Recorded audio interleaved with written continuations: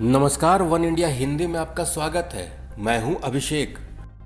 उत्तर प्रदेश विधानसभा चुनाव में मुकेश सहनी ने बीजेपी के खिलाफ चुनाव लड़ने का ऐलान किया। कई रैलियां की। बीजेपी सरकार पर गरीबों और पिछड़ों की उपेक्षा के आरोप भी लगाए। इन सब के बीच नतीजे निकले और बीजेपी को दोबारा सत्ता मिली।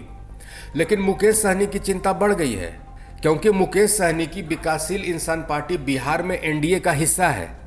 इधर यूपी चुनाव खत्म हुए, उधर बिहार के मुजफ्फरपुर जिले की बोचहां सीट पर होने वाले विधानसभा उपचुनाव में मुकेश सहनी की चिंता बढ़ गई, क्योंकि बोचहां के उपचुनाव के लिए बीजेपी ने पूर्व विधायक बेबी कुमारी को अपना उम्मीदवार बनाया है।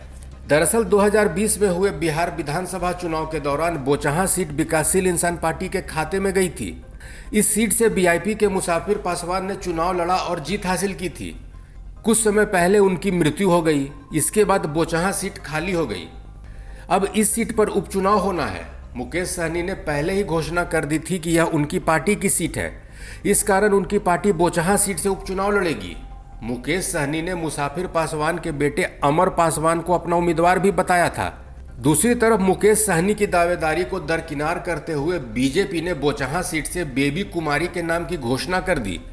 एनडीए में शामिल वीआईपी भी बोचहां सीट से अपने उम्मीदवार को उतारने के लिए अड़ी हुई है।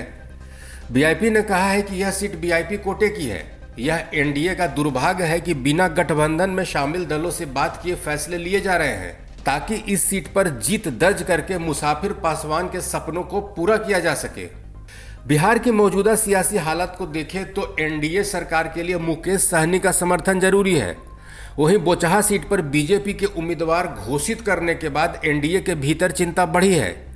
अगर बीजेपी और मुकेश सहनी की पार्टी वीआईपी अपने फैसले पर अड़ी रहती है तो एनडीए गठबंधन के दो सहयोगी दलों के बीच ही बोचहां में लड़ाई होगी। अगर राजद ने बोचहां से प्रत्याशी की घोषणा कर दी तो मुकाबला त्रिकोणीय होने के आसार हैं। वहीं एनडीए के भीतर जारी खींचतान पर जेडीयू खामोशी बरते हुए है।